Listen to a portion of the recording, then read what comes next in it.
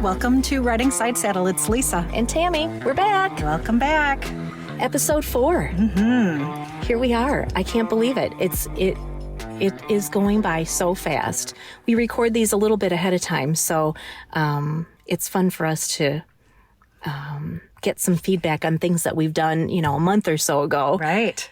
Yeah, it's kind of cool because we have it's exciting for me, I guess, because I have a little bit of foresight and have a little bit of a sneak peek as to what's coming.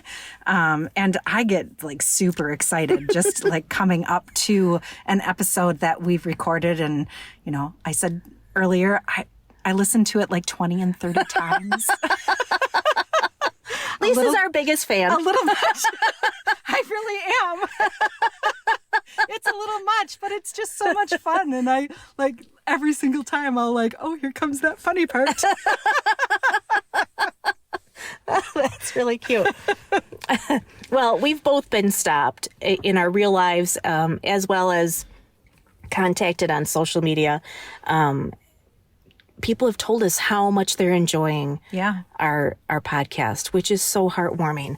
It's exactly what we had hoped it would be. Yeah. Things that we're talking about are things that people are interested in hearing and listening to, and it resonates with them, and they're really enjoying it. This is exactly what we had hoped. Yeah, and I think that last piece that you had mentioned, how it's really resonating with people, that's the one piece of feedback that really stands out to me. We knew going into this that this was going to be more of a sharing of stories and having conversation about things that, they happen to all of us. We don't necessarily, I'm not going to come onto this podcast and say I have the answers to fix these things, because there are so many of them that I struggle with regularly, right? And frankly, I'm not sure that there are straightforward answers, right? These are self-worth and lifelong healing types of things. But the fact that they resonate with so many people and they're sharing that feedback, that's a big deal. It is a big deal. I think that sometimes we just need to hear that other people are thinking about the same things or talking about the same things. Humans we're like pack animals. We are. We're social. Yeah, exactly. And we need to know that we're not alone. So that was really, that was the whole point of putting Riding Side Saddle together, to make a community of like-minded people, and share some of these things that Lisa and we talk about stuff all the time. And we thought, well, we're smart, but other people must be talking about these things too, because we're not the only smart people. Right. Sharing different perspectives and different points of view. Exactly. So thank you for that feedback. Keep it coming. Yeah.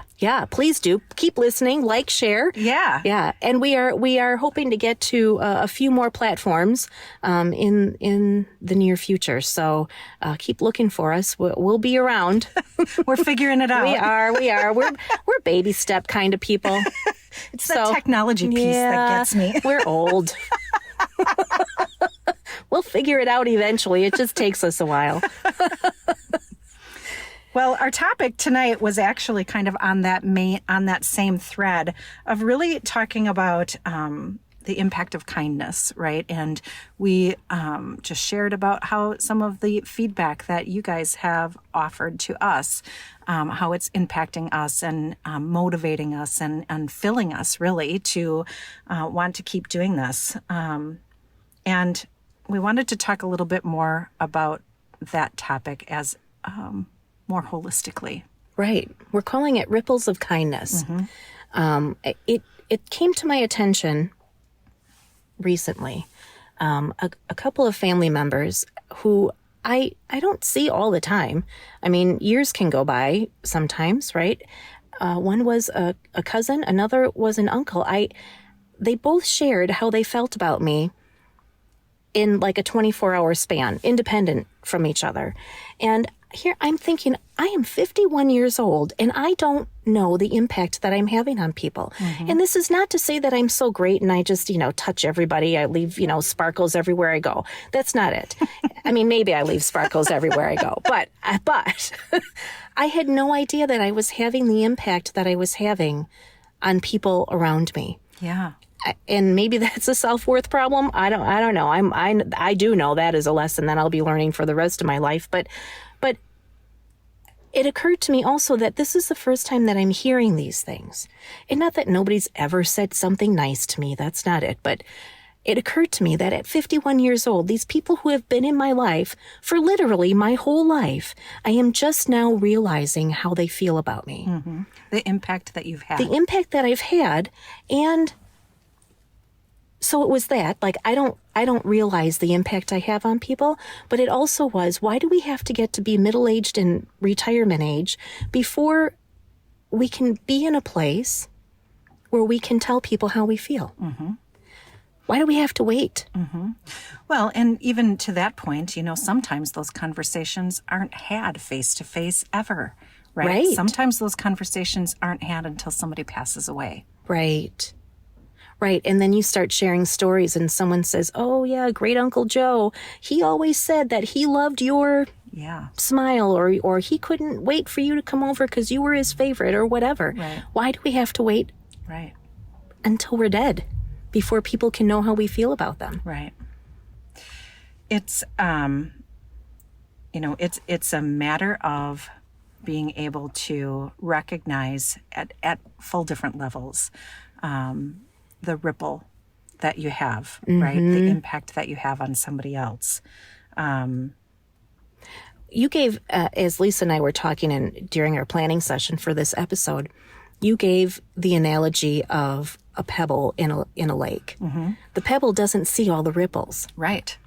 The pebble goes down and the impact continues on the lake. Mm-hmm. And, as we were kind of talking about this, I imagined, well, what happens if if that pebble stays at the top and you're able to touch it again and it continues to have that impact, continuation of the impact.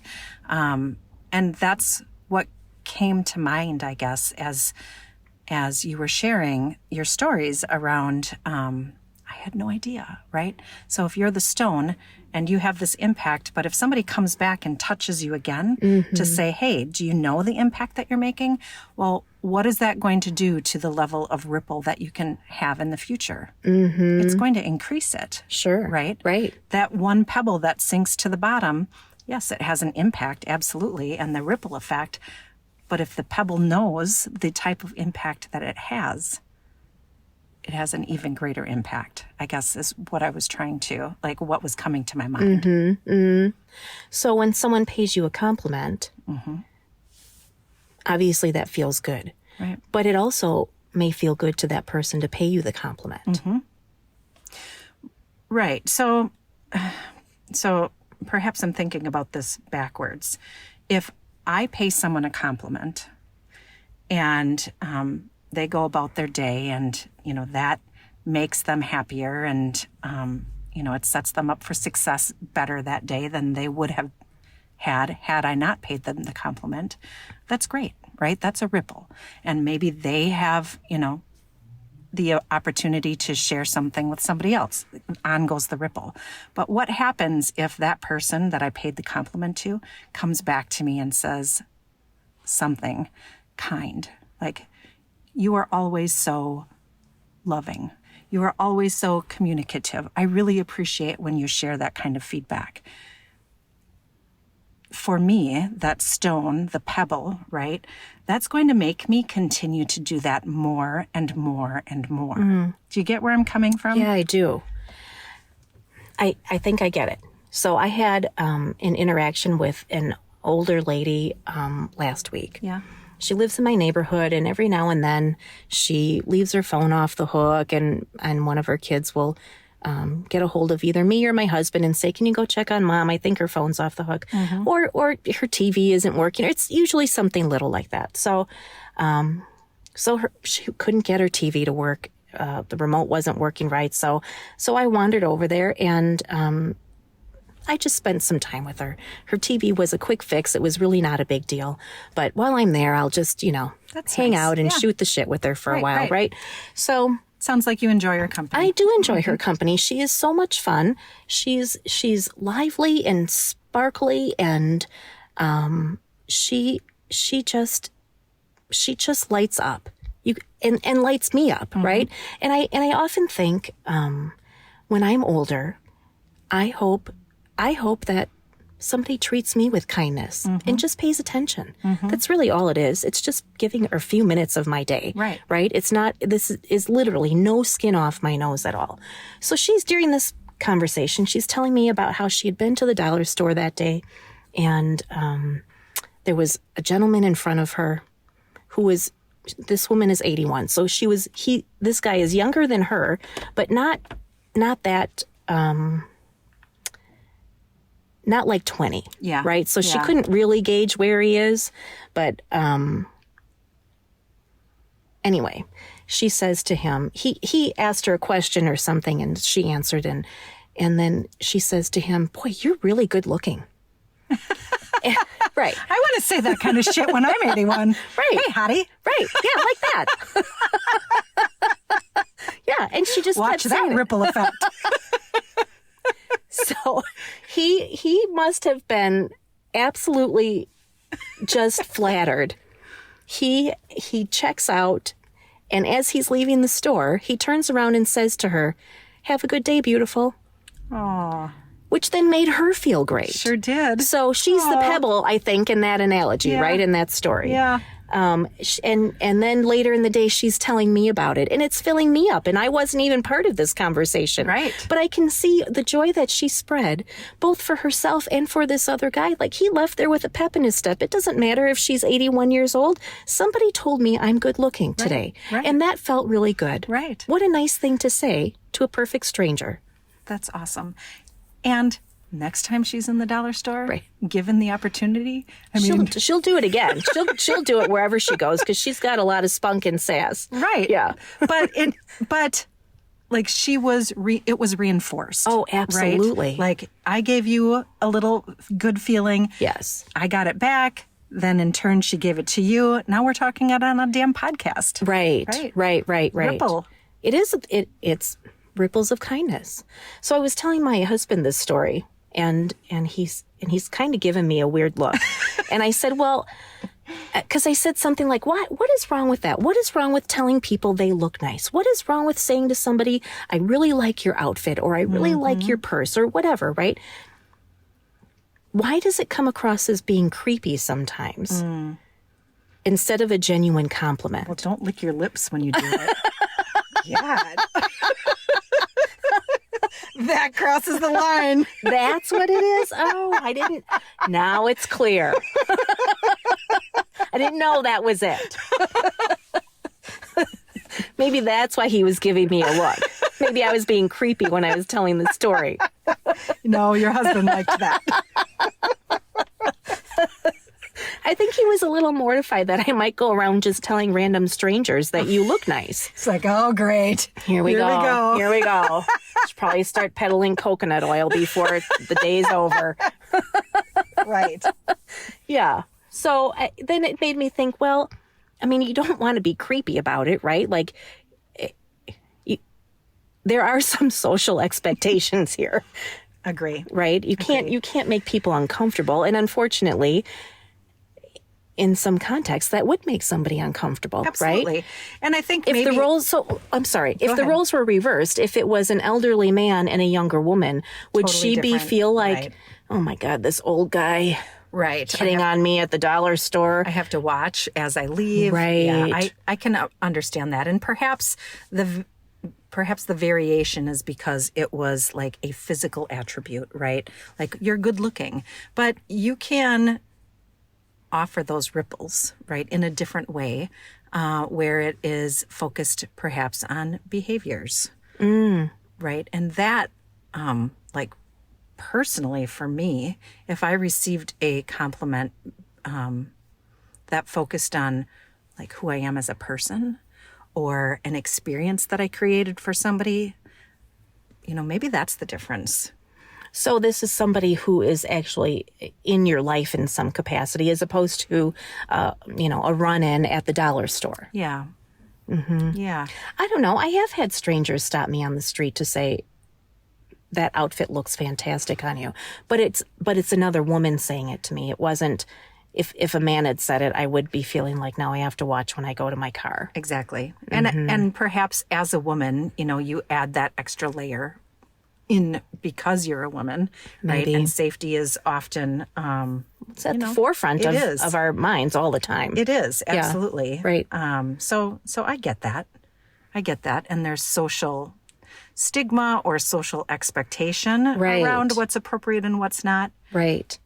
Well, for sure. If a man were to say that to me, and honestly, that has happened too. And I always think, what do you want? Mm-hmm. Mm-hmm. But when a woman says it, I take it as a compliment and I, carry on with my day. Well, and you don't necessarily get that oftentimes from women, right? That's true. Like I think as a gender, we don't give those things as openly, perhaps. You might think it, but you don't necessarily communicate it. That's probably true. Mm-hmm. Mm-hmm. Which is something we as women should change, really, right? I think, I think that there is, we talked about this last time, where there's that level of competition. Oh, yeah. Or that level of comparison maybe is the better word, where, she looks great in that dress. Damn her. Right? Right. And instead of, she looks great in that dress. Exactly. So, yeah, maybe it is, I know there have been times I have found myself recently doing it, thinking these sorts of things. That dress looks great, or her hair looks really beautiful. And I think it, and I come real close to saying it, and I pull it back. Because I think some of it might be, you have to get to a level of vulnerability to pay someone a compliment. Continue. What do you mean? This is a much more extreme example, I think.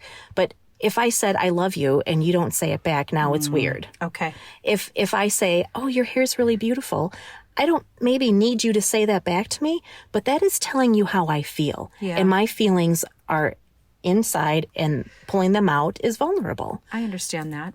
Also, if I think your hair looks lovely, I'm also gauging, where is that person? Are they in a place where they're open to receiving that? You can kind of sense, are they in a good place? Is this going to be received well? You have to know your audience. Yeah. Yeah. Even if it is a complete stranger, right? For sure. For sure. I think that some of it, going back to the societal expectations, I would not tell another man, you're really good looking, because that would be disrespectful and hurtful to my husband, especially if he were standing right there. For sure. That would not go well. No, it wouldn't. That would be and an vice argument. Versa. I would, yes, Right. exactly. I wouldn't necessarily like it if he said that. Obviously, he has eyes. He's not dead. He can see when a woman is attractive, or when, somebody looks good in an outfit or whatever. He probably doesn't pay any attention to her purse. I would be like, oh, that's a great purse. He would not notice that, but I wouldn't necessarily want him to be like, hey lady, you look great, right. Or even say to me, wow, that lady's really pretty. I wouldn't want him to say that. Like that would feel a little bit hurtful. And I am not jealous. Right. I am not the jealous type at all.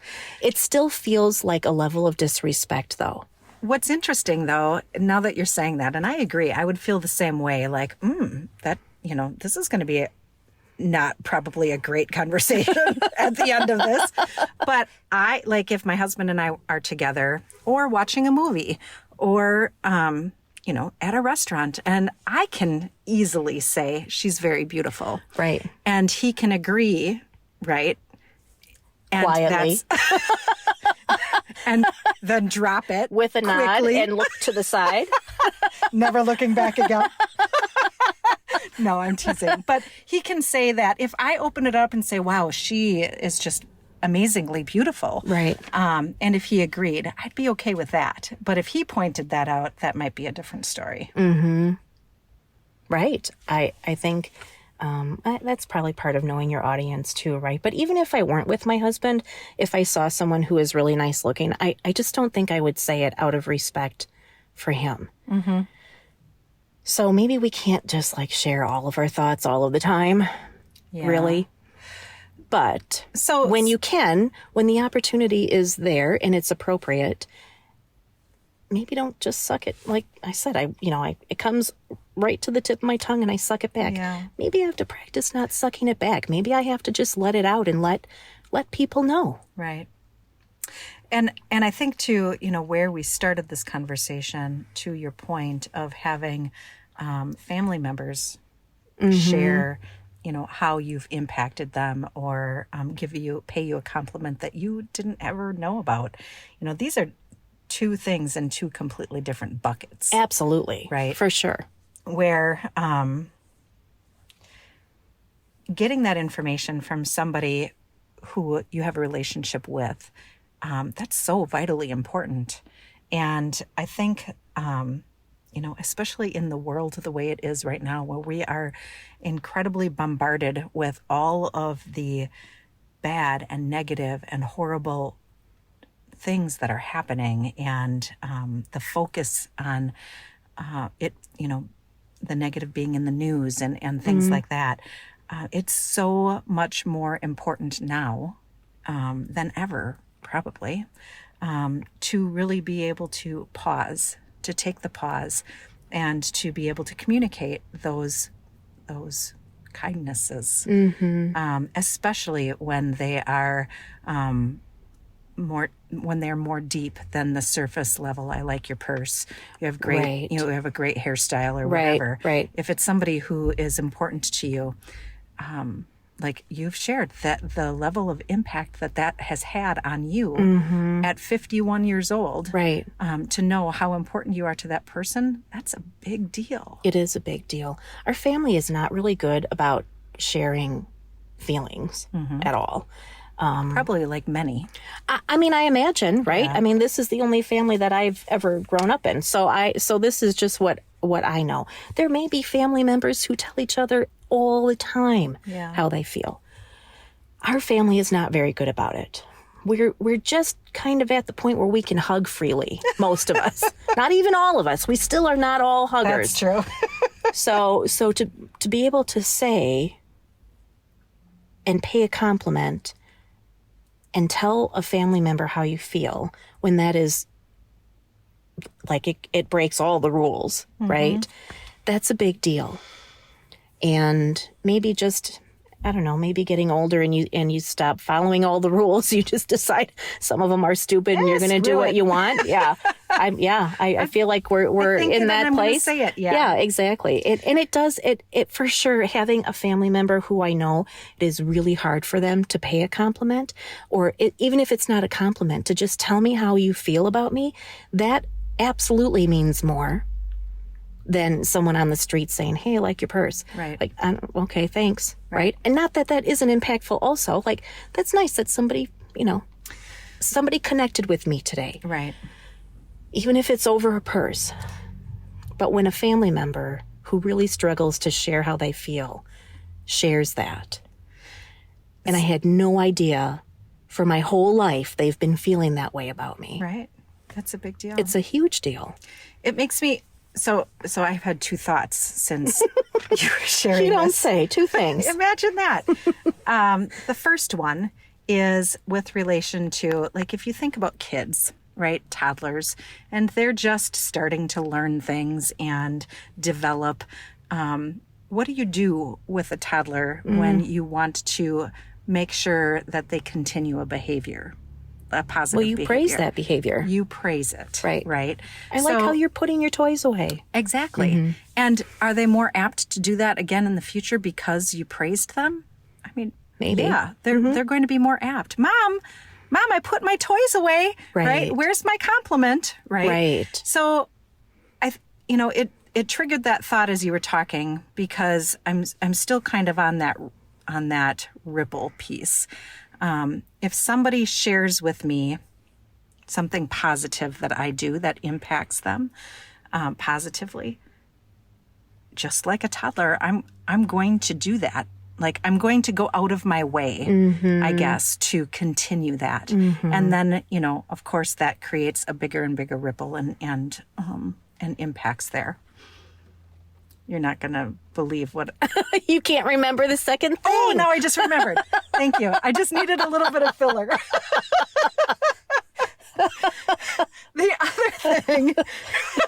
You better say it quick. I know. I have to write this shit down because I will forget. 9 times out of 10, I'll forget that second thing.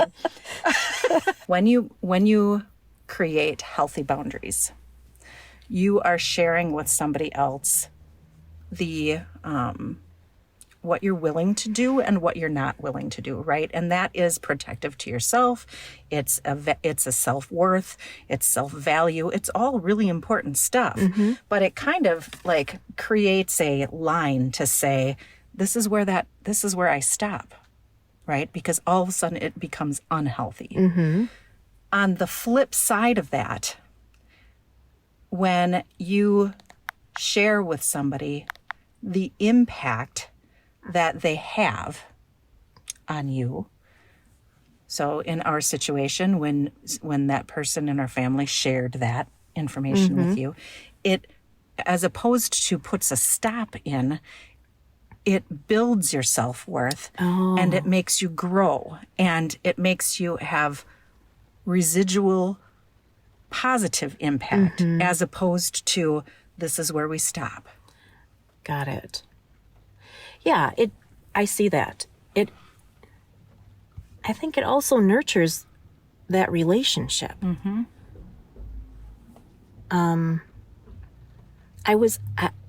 our family we do not share feelings. We barely share hugs. It was, like, I didn't even know how to accept that compliment. Because it's so foreign. Not that nobody ever pays me a compliment, but coming from this person, it was out of left field. It kind of was. I didn't know how to accept it. It was very kind. It was very sweet. And I feel like I certainly didn't reciprocate because I didn't know what to do with it. And afterwards I was thinking, I had no idea he felt that way. And now he just said it in front of a group of people, and I didn't handle that very well. So you stopped the ripple. I did stop the ripple. I mean, it kind of was like you were talking a boundary with your arm out. Like, okay, that's enough of that. We don't do that. Oh. Kind of. Like that's how it felt on the inside. I was uncomfortable, flattered and uncomfortable all at the same time. And the next morning when I was reflecting back on that conversation, I thought, God dang it, why am I 51 years old and I'm just learning this about myself? Yeah. I had no idea he felt that way. I had no idea I impacted him that way. And then later the day, my cousin said something very, very nice on his podcast about me. And I was like, gosh darn it, why do I not know these things from my family members? I think the bigger thing, though, is why did you feel that like you didn't know what to do with it when you received it? Why did your hand go up and say, I'm uncomfortable now and I don't know how to handle this? Because we don't do that. We don't share feelings like that. We don't tell each other how we feel. And now he's telling everybody how he feels. It wasn't like he just said it to me. He told everybody. Again, it was very flattering, but I didn't know what to do with it. And I'm sure this goes back to more self-worth stuff, and our family is terrible about this stuff. So I haven't had the training. I don't have the language to really know what to do with that. Yeah. But he's in his 60s, and he found the words for the first time that I'm aware of anyway. And he needed, for whatever reason, he needed to tell everyone. So the story, what happened was he told everybody how he felt about me when I wasn't there. And when I got there, everyone was like, oh, he said this about you. And I didn't know what to do with it. So it wasn't even just that he said it in front of everybody. And I didn't know how to receive it. Like, it was Thank coming you. at me from half a dozen people. Right. Now I feel really uncomfortable. Yes, right. All right. Fair enough. Right. Right. Well, you should have been here a little while ago. He was saying all these great things about you. What? Great. How do I not know this about myself? And why are you telling everybody else? That's fair. Yeah. Yeah. And then the next day, our cousin says all those wonderful things on his podcast for the whole world to hear. Yeah. And again, I'm like, what the hell is wrong with us? Well, at least they're good things, right? Well, they are good things for sure. As opposed to coming into the back end and hearing shitty things Oh, about yeah, you. that's for sure. That is for sure.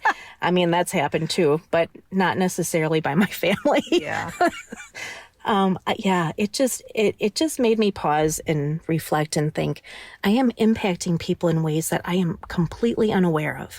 And I think some of that might be a me problem. I'm sure it's not just me, but, just kind of blindly going through life sometimes, not paying attention.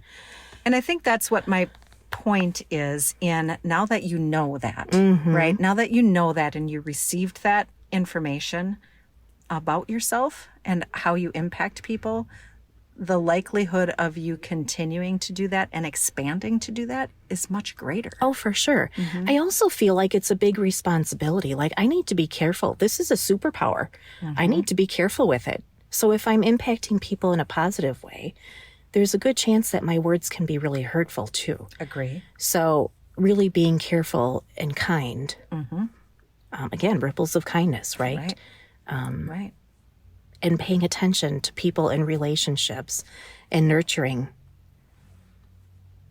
those things, even if it's just by being who I am I don't want to go above that. I don't want to be who I'm not. I don't need to be bigger than I already am. Right.